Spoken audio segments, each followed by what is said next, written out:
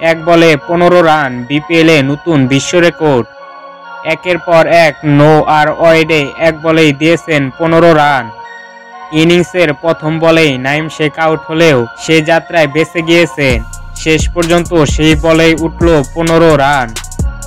তাতে টি-20 ক্রিকেটে এক বলে সবচেয়ে বেশি রানের নতুন বিশ্ব রেকর্ড দেখল বিপিএল। এর আগে এক বলে 13 রান নিয়ে বিশ্ব রেকর্ড গড়েছিলেন ভারতের ওপেনার জয়সওয়াল। চলিত বছর জিম্বাবুয়ের বিপক্ষে এমন কীর্তি গড়েছিলেন ভারতের এই ওপেনার।